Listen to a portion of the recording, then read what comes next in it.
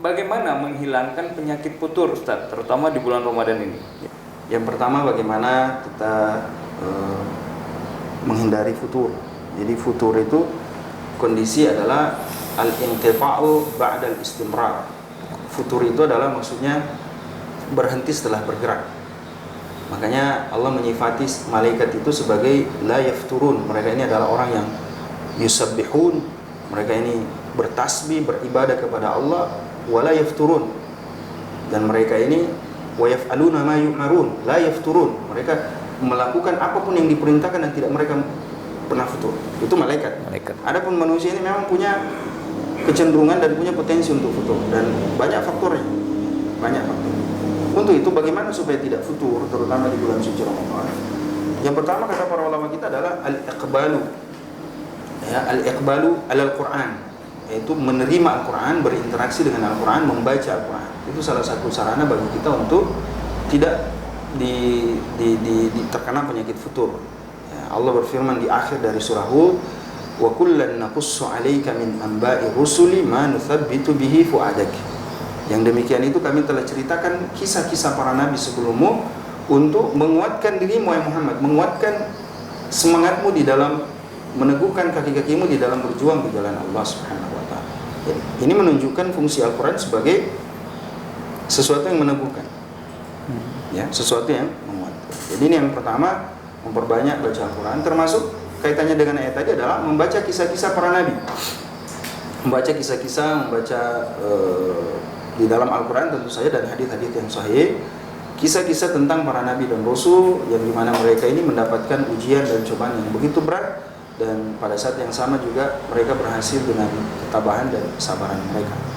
Ini yang pertama. Yang kedua, untuk tidak futur itu kata para ulama kita adalah bergaul dengan sesama orang yang baik, yang punya visi yang sama. Ya, ini jadi bergaul, berukhuwah dengan orang lain, punya komunitas, ya, selalu menjaga diri, menjaga semangat itu dengan berkumpul dengan orang lain. Umar ibn Khattab radhiyallahu anhu berkata dalam athar yang sahih, ma ahbabtul hayata illa li thalath. Saya tidak suka kehidupan dunia ini kecuali dalam 3 perkara. Dan ini juga diriwayatkan perkataan Imam Muhammad ibn Munkadir. Umar bin Khattab mengatakan, ma ahbabtul hayata illa li thalath. Saya tidak suka kehidupan dunia kecuali dalam 3 hal. Yang pertama adalah al-jihadu fi sabilillah, dalam jihad fi sabilillah. Yang kedua salatul lail, salat lail. Dan yang ketiga wa mujalasatul akhyar, duduk bersama dengan orang-orang yang soleh. Siapa yang bilang mujalasatul duduk sama orang soleh? Umar. Siapa yang lebih soleh daripada Umar? Cuma 2 orang, Rasulullah dan Abu Bakar Siddiq. Itu masih merasa butuh untuk berkumpul dan bermajelis dengan orang. Jadi jangankan kita, seperti saya, seperti antum Abu Fadil, Umar saja mengatakan apa? Wa mujalasatul akhyar. Yang paling saya suka dari kehidupan dunia adalah berkumpul bersama itu. Maknanya apa? Itu karena kalau kita duduk bersama orang yang saleh, punya komitmen keislaman yang baik, integritas keislaman yang baik, kita akan terkondisi untuk juga ikut baik. Rasulullah SAW bersabda dalam hadis yang sahih, al-mar'u ala dini khalili, falyanzur ahadukum man yukhalil. Seseorang akan tergantung, terpengaruh dengan agama temannya, maka hendaklah kalian memperhatikan dengan siapa kalian bergaul. Ini jelas, ya. Jadi bergaul. Makanya saya suka bergaul sama antum Fadil, karena saya juga ingin istiqomah. Ya, Abu Fadil, saya suka bergaul sama antum karena saya juga ingin istiqomah. Karena kata Rasulullah SAW, bergaul dengan orang yang soleh itu bikin kita istiqomah. Ya, itu. Kemudian membaca sejarah Rasulullah SAW, membaca sirah Rasulullah SAW. Kalau kita lihat bagaimana ujiannya Rasulullah, kita akan merasa tidak punya apa ya? Apa yang kita alami tidak ada artinya. Apa yang dialami Bilal, apa yang dialami Khabbab bin Al-Arad, kita juga sudah ceritakan pada kajian ini. Bagaimana Khabbab ini dibakar sampai sampai Umar menangis dan mengatakan bagaimana ini bisa terjadi. Jadi waktu di zaman Umar bin Khattab, beliau mengumpulkan orang-orang Islam pertama yang masuk Islam. Lalu mereka bernostalgia, cerita kisah keislaman.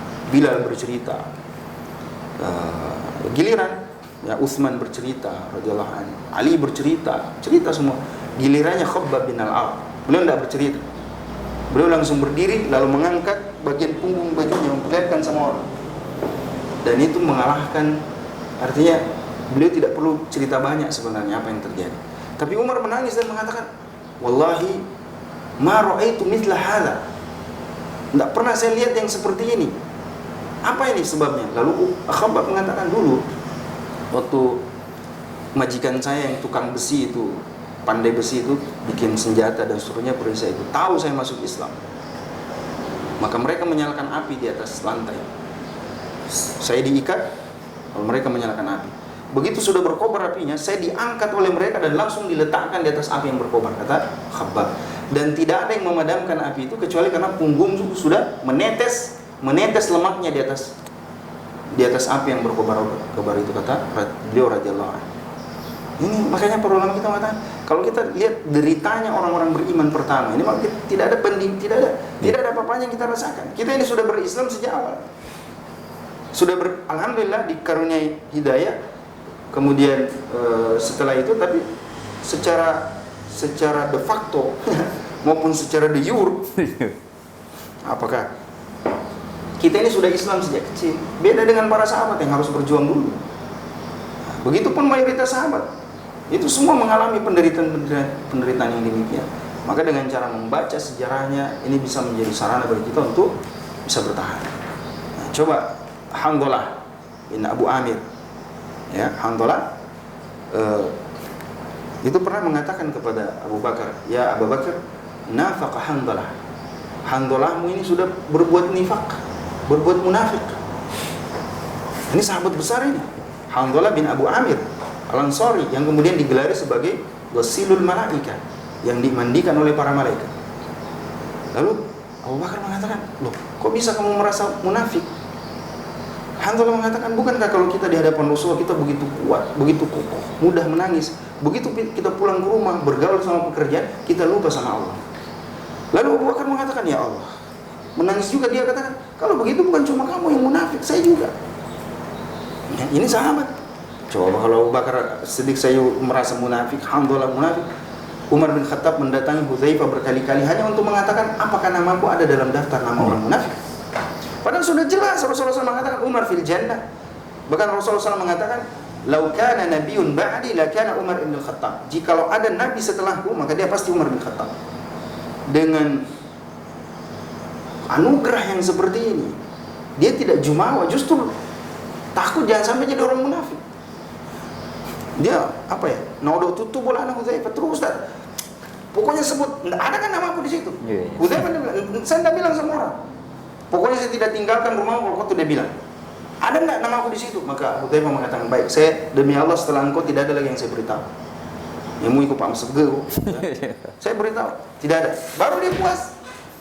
Ini menunjukkan pelajaran bagaimana kualitas keimanan seperti Umar, seperti Abu Bakar, seperti para sahabat merasakan yang demikian. Jangan kita, apalagi kita.